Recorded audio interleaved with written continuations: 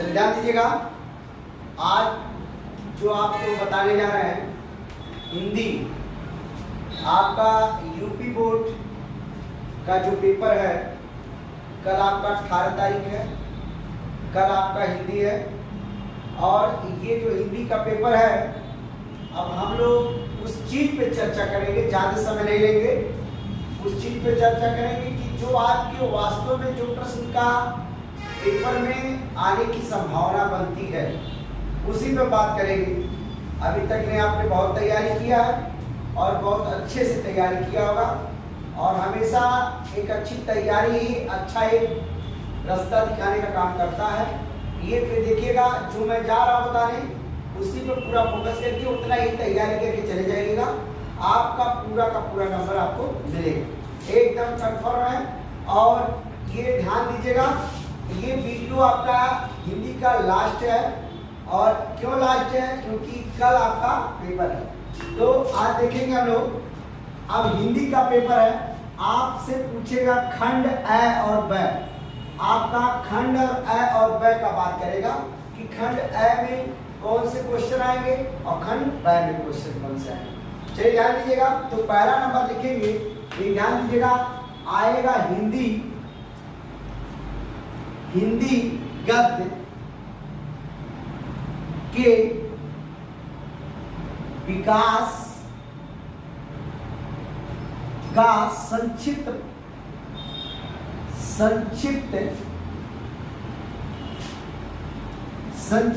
परिचय।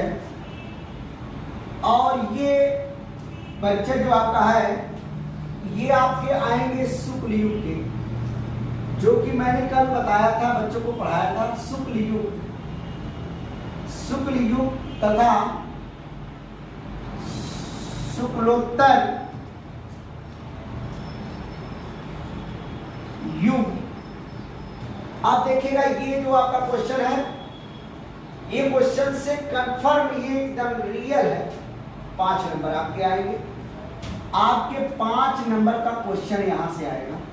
और आप इसको हिंदी गद्य के विकास का संक्षिप्त परिचय शुक्ल युग तथा शुक्लोत्तर युग के बारे में आप पढ़ के जाएंगे, और वहां से आपको 5 नंबर मिलेगा, कंफर्म होगा। अगले क्वेश्चन पे हम लोग दूसरे वाले देखते हैं, पॉइंट नंबर 2, हिंदी गद्य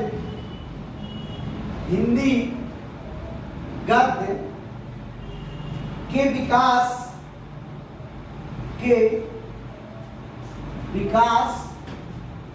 विकास का संक्षिप्त परिचय।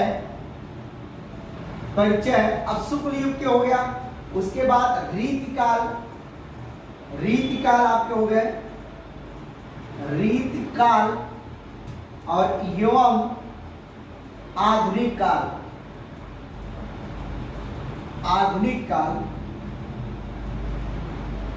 अब देखिए, हिंदी के जो आपके दिए गए विकास के संक्षिप्त में परिचय भी है, रीतिकाल आपका है और आपके आधुनिक काल स्पष्ट दिखाई दे रहा है।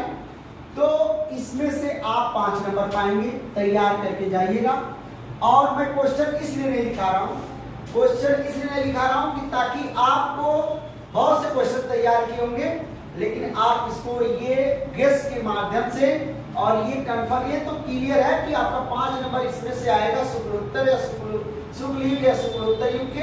दूसरा आपका हिंदी गद्य के विकास के संक्षिप्त परिचय, रीतिकाल और आधुनिक काल से आपके 5 नंबर दिए जाएंगे। तो ये भी 5 नंबर आपके हो गए। उसके बाद तीसरा पॉइंट लिखेंगे आप, ध्यान दीजिएगा, काव्य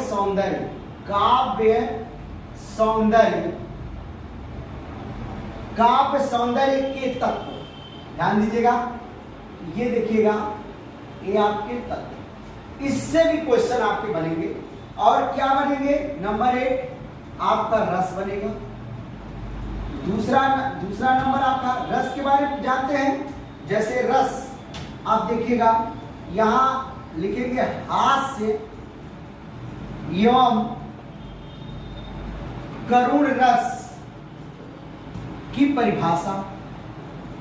रस की परिभाषा ध्यान दीजिएगा, सब लोग कॉपी पे उतार कर इसको देख के पढ़ कर जाइएगा, ताकि लगे कि हम लोग कुछ कर रहे हैं। और इस तरीके से ये आपके इसमें से एक नंबर पूछेगा, ध्यान दीजिएगा। दूसरा आपका, ये आपका दूसरा नंबर है अलंकार। क्या लिखा है? अलंकार। अलंकार का जो है ये आएगा अर्थालंकार, अर्थ अलंकार। ध्यान दीजिएगा, इसमें आपके पूछे जाएंगे उपमा। ध्यान दीजिए, उपमा हो गया रूपक, रूपक एवं उत्प्रेक्षा अलंकार। देखिएगा, ये सब इसमें से जो क्वेश्चन आपके बनेंगे, एक नंबर का इसमें का बनेगा, एक नंबर का क्वेश्चन इसमें पूछा जाए। तो इतना चीज आपको इतना समझ में आ गया। अब आप देखिए 5 नंबर ये हो गया, 5 नंबर ये हो गया, 1 नंबर ये हो गया, 1 नंबर ये हो गया। मैं इसलिए लॉन्ग इसको नहीं बनाऊंगा, ताकि आप लोग इसको बड़े अच्छे से करने का काम करके आएंगे। ध्यान दीजिएगा, मैं ऊपर वाला मिटा रहा हूँ, इसको आप लोग कॉपी पे जरूर नोट करिएगा, और नहीं तो कहीं स्क्रीनशॉट मार के इसमें से एक एक चीज को आप पढ़कर जाने का काम करेंगे। ध्यान दीजिएगा, अब आप हम लोग इसमें चलते हैं आगे का। जो चीज इसमें लिखा गया देखेंगे, जैसे कि अभी खंड ए में, और आपका इसका ग वाला पोजीशन देखेंगे, ग लिखा छंद। छंद में देखेंगे आपका सोरठा, सोरठा हो गया। सोरठा के बाद आपका रोला हो गया, रोला। और इनके आपको लक्षण और उदाहरण के साथ आपको चलना पड़ेगा। इसमें आपके 1 नंबर का क्वेश्चन इसमें बनेगा, तैयार करके जाइएगा। बहुत अच्छा है, एकदम आज तैयार करोगे, कल आपका एकदम रिजल्ट देगा, ये कंफर्म है। चौथा आपका देखिए क्वेश्चन नंबर चौथा। अब चौथे में लिखा हिंदी व्याकरण है। अब हिंदी व्याकरण पे आ जाइए, हिंदी व्याकरण। हिंदी व्याकरण में देखेंगे क्या है, तो पहला नंबर देखिएगा, नंबर 1 हिंदी व्याकरण में आप देखेंगे उपसर्ग। उपसर्ग देखेंगे, उपसर्ग में आपको पहला देखिए, मैं क्या क्या लिख दे रहा हूं, आपको याद होना चाहिए। ये आप देखेंगे ऐसे पूछेगा, उसके बाद अन से, उसके बाद आदि, आदि हो गया, उसके बाद अप हो गया, अप के बाद आप यहां लिख आप लिख दीजिएगा, याद करके जाइएगा। उसके बाद अनु का, ध्यान दीजिएगा, उसके बाद उप का, उसके बाद सह, सह का जाइएगा, उसके बाद आप नी, नीट का जाइएगा, देखिए नीचे अनंत लगा है इसमें से। उसके बाद आभि, आभि तैयार कर लीजिएगा। उसके बाद परि, परि हो गया, उसके बाद सु। अब इतनी चीज को याद करके जाएंगे, इसमें से कंफर्म है एक क्वेश्चन आएगा, याद है। ये आपके इसमें आएगा, तो ये अब व्याकरण से देखिएगा, मैं बात कर रहा हूं जो भी। उसके बाद ये आपका क्या हो गया, उसके बाद हम लोग ख पे देखेंगे, ख क्या है। तो अब ये पूछेगा क्या, उपसर्ग हो गया, उसके बाद समास पूछेगा, समास। समास में पूछेगा पहला नंबर ये आपका द्वंद्व, उसके बाद आपका दीप, द्वंद्व दीपु। उसके बाद लिखा कर्मधार, कर्मधार, कर्मधार ये। और उसके बाद लिखेंगे बहुब्री, बहुब्री आपका है, ध्यान दीजिएगा, बहुब्री। इन चीजों को, उसके बाद आपका एक और है तद्भव तत्सम, तद्भव। उसके बाद आपका है तत्सम, तद्भव तत्सम शब्द के पर्यायवाची, पर्यायवाची, ध्यान दीजिएगा, पर्यायवाची।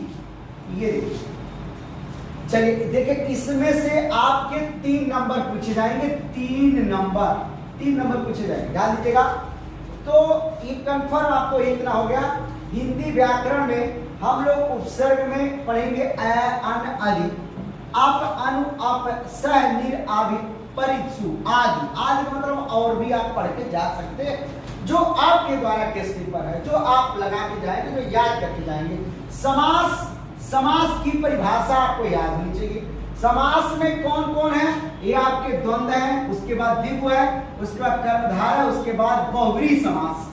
ये चीज आपको आज से नहीं, आप शुरू से पढ़ते आ रहे हैं, मतलब 6वीं क्लास से, 5वीं क्लास से, 4वीं क्लास से आप 10वीं क्लास में जा रहे हैं, यूपी बोर्ड का पेपर देने जा रहे हैं, यूपी बोर्ड का पेपर देने जा रहे हैं, तो तैयारी आपकी बहुत बेहतर होगी। मैं सबको जानता हूँ। ये देखिए तद्भव तत्सम और शब्दों के पर्यायवाची, पर्यायवाची तो आज नहीं, काफी पर्यायवाची मैंने पढ़ाया और बताया भी हूँ। बच्चे जो है उतना तैयार करके जाएंगे, बहुत अच्छा नंबर मिलेगा। इससे आपको 3 नंबर की मतलब प्राप्ति होगी। और अगर आप तैयार करके जाएंगे, तैयार तो क्लियर है, आपको करना है, अनिवार्य है, ये चीज है। अब आप इसमें देखिए ध्यान दीजिएगा, तो ये आपके 20 नंबर फिक्स हो गए, 20 नंबर आपके इसमें से फिक्स हो गए, जो आपके खंड ऐसे पूछे जाएंगे। 20 नंबर का क्वेश्चन आपका फिक्स हो गया। अब इसमें कुछ नहीं, बस इतने पढ़ के जाओ, ज्यादा पढ़ने की जरूरत नहीं, इतने पढ़ के जाओगे आप 20 नंबर पा जाएंगे, क्लियर है, लेकिन तैयारी के साथ। चलिए ध्यान दीजिएगा। अब हम खंड ब में देखेंगे, खंड ब, ध्यान दीजिएगा। चलिए बहुत अच्छा है कि आप देखेंगे खंड ब। अब आपका खंड आपका ब देखेंगे, यहाँ ध्यान दीजिएगा। तो अब देखिएगा इसमें पहला नंबर लिखेंगे गद्य, गद्य हेतु, गद्य हेतु निर्धारित, निर्धारित लिखा पाठ, पाठ पुस्तक से गद्यांश, गद्यांश पर आधारित प्रश्न, पर आधारित प्रश्न लिखा, आधारित है, आधारित प्रश्न। ये क्वेश्चन आपके देखिए इसमें से 6 नंबर पूछेगा, ये आपके 6 नंबर होंगे, क्लियर हुआ आपका। दूसरा नंबर आप देखेंगे, आप दूसरे क्वेश्चन पे बात करेंगे हम लोग, लिखा है पद, पद आपका हेतु, हेतु निर्धारित, निर्धारित, निर्धारित पाठ पुस्तक,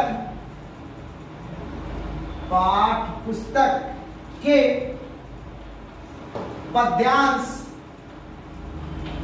पद्यांश पर आधारित, पर आधारित प्रश्न, आधारित प्रश्न, इस पे आप लोग पढ़ के जाएंगे। गद्य से और पद से, ये भी 6 नंबर का आपको मिलेगा, ध्यान दीजिएगा। चलिए आगे देखेंगे आप संस्कृत गद्यांश, तीसरा नंबर आपका है संस्कृत, संस्कृत गद्यांश, गद्यांश और गद्यांश का संदर्भ सहित व्याख्या या अनुवाद, अनुवाद लिख दीजिएगा, अनुवाद। ये भी आपके जो है 5 नंबर पूछे जाएंगे, आप सबको पता है, जो हम लोग इस तरीके से काम करते हैं। चौथा नंबर आप देखेंगे, लिखा है संस्कृत, संस्कृत पद्यांश का, पद्यांश का संदर्भ सहित अनुवाद, ये भी आपका देखिएगा, ये भी आपके 5 नंबर पूछे जाएंगे, ध्यान दीजिएगा। 5वां क्वेश्चन है निर्धारित खंड काव्य से, निर्धारित, निर्धारित खंड काव्य से कथानात्मक, लिखा है कथानक, कथानक चरित्र चित्रण, चरित्र चित्रण तथा आधारित प्रश्न, आधारित प्रश्न, ध्यान दीजिएगा, मेरी बात समझिए कायदे से। ये आपके 3 नंबर के पूछे जाएंगे। तो इसमें आप सबसे पहले चीज देखिए, जो चीज पढ़ा रहा हूं उसको बता रहा हूं, अभी आप इसको इग्नोर मत करिएगा, देख लीजिए, क्योंकि आप कुछ ऐसा पढ़ के जाएंगे तो क्लियर है कि आपको नंबर मिलेगा बेहतर। अगर आप इस वीडियो में, अगर आप इसके चीज से वाकिफ नहीं होंगे तो कंफर्म है कि आपके जो 50 नंबर लिखित है वो आपको मिलने वाले नहीं, इसमें कंफर्म है। जो लड़का इसको या जो भी हो, जो आपके जो भी भैया बहन है, इसमें थोड़ा अगर गड़बड़ करेंगे तो निश्चित है कि नंबर आप छूट जाएगा और उस क्वेश्चन से आप हट जाएंगे। यहाँ देखिए गद्य से निर्धारित पाठ्य पुस्तक गद्यांश से आधारित प्रश्न वो दिया जाएगा कंफर्म। इसमें पद हेतु से निर्धारित एक कंफर्म पूछेगा 100 में 100% कंफर्म। इसमें संस्कृत गद्यांश का संदर्भ सहित अनुवाद आएगा, आपका संस्कृत में आएगा। जो आप पहेलिका वाला शब्द पढ़े होंगे उसको जरूर एक बार पढ़ के जाइएगा। संस्कृत पद्यांश का संदर्भ सहित अनुवाद के भी उसी के रिलेशन से उसको भी देखिए। निर्धारित खंड काव्य से कथनात्मक चरित्रण एकदम क्लियर है, कथनात्मक खंड काव्य से चरित्रण लिखा तथा आधारित प्रश्न आपके 3 नंबर के पूछे जाएंगे। ध्यान दीजिएगा, इसको स्क्रीनशॉट ले लीजिएगा और इसको लिखकर इसको जरूर एक बार तैयार करके जरूर पेपर देने जाने का काम करिएगा। और इसके बाद देखेंगे हम लोग ये जो आपके पूछे गए, उसके बाद एक क्वेश्चन और है। क्वेश्चन क्या, जो क्वेश्चन मैं लिखवा दे रहा हूँ ये कंफर्म है 100 में 100% यही क्वेश्चन आएगा। आप बाहर से कोई क्वेश्चन पूछने का काम नहीं करेगा, देखिएगा। उसके बाद 6वां क्वेश्चन है आपके, लिखा गया आपके पाठ्य पुस्तक से, आपके पाठ्य पुस्तक से संबंधित, लिखा है संबंधित लेखक, एक देखिएगा लेखक का जीवन, लेखक का जीवन परिचय तैयार करके जाएंगे। और इस ये आपके 5 नंबर के भैया मिलेंगे। दूसरा आपका ख, ये आपका क्या हो गया, अब ख देखेंगे। पाठ्य पुस्तक लिखा आपने, पाठ्य आप पुस्तक से संबंधित, से पाठ्य पुस्तक से संबंधित लिखा है संबंधित आपके कवियों का, अभी आप लेखक पढ़े, यहाँ कवियों का पढ़ेंगे। कवियों का जीवन परिचय, बहुत अच्छा है। ये भी आपके भाई साहब 5 नंबर पूछे जाएंगे। और इनकी रचना भी पूछी जाएगी, रचना कौन कौन से इन्होंने रचना किया इसके बारे में पूछे जाएंगे। अब आपके मात्र 3 क्वेश्चन और बचे हैं जो आपके पूरे नंबर दिलाएंगे। 7वां क्वेश्चन है आपका संस्कृत, लिखा संस्कृत खंड के पाठ्य पुस्तक, ध्यान दीजिएगा ये आपका पाठ्य पुस्तक से कंठस्थ, आप कंठस्थ लिखा है, याद रखिएगा, ध्यान दीजिएगा कंठस्थ एक श्लोक, ध्यान दीजिएगा, श्लोक जो प्रश्न पत्र में न आया हो, प्रश्न पत्र में न आया हो, ध्यान दीजिएगा, जो नहीं आया है उसको आपको याद करके जाना है। अब 8वां क्वेश्चन आपका पत्र लेखन, आपका है पत्र लेखन। ये देखिएगा, अब इसमें से मैंने क्या कहा, इसमें से 2 नंबर आएगा, 2 नंबर। अब पत्र लेखन में आपका 4 नंबर पूछा जाएगा, पत्र लेखन में, ध्यान दीजिएगा। उसके बाद 2 क्वेश्चन और बचे हैं, उसको देख लीजिएगा। और इस वीडियो को देखने के बाद इस चीज को जरूर पढ़ के जाइएगा, ये अंतिम रेखा, अंतिम बार है। और ध्यान दीजिएगा, इससे संबंधित जितने भी चीज हैं आप लोग अच्छे से तैयारी करके जाएंगे, चलेगा। अगला क्वेश्चन देखिएगा, इसमें 8वां हो गया। 9वां क्वेश्चन लिखा है संस्कृत खंड काव्य से, संस्कृत खंड काव्य से आधारित प्रश्नों के मतलब जो है प्रश्नों में लिखा, प्रश्नों में से 2 हिंदी लिखेगा, प्रश्नों में से हिंदी आपके प्रश्नों के हिंदी मतलब है किन्हीं 2 प्रश्नों के में से किन्हीं दो प्रश्नों के आंसर देना है। प्रश्नों के आंसर देना किसमें, संस्कृत में, किसमें देना है, संस्कृत में देना है बेटा, ध्यान दीजिएगा। ये आपके 2 नंबर के आएंगे, 2 नंबर के इसी से आएंगे। उसके बाद एक क्वेश्चन और बचा है, इसको याद करके दिमाग में बैठा के और जाइएगा। ये आपका क्वेश्चन नंबर 10वां है, जिसमें लिखा है रचना नहीं, इसमें आपका निबंध रचना, निबंध आप देखिएगा, निबंध रचना, ध्यान दीजिएगा। तो निबंध में आप लोग अच्छे से यहाँ देखिए, थोड़ा सा निबंध, जल्दीबाजी है, अब कुछ नहीं है, निबंध रचना है, क्योंकि हमारे जो बच्चे पढ़ने वाले हैं वो एक बार जरूर इंतजार कर रहे होंगे कि वीडियो कोई बढ़िया मिले ताकि सब समझ में आ जाए आपको क्या क्या देना।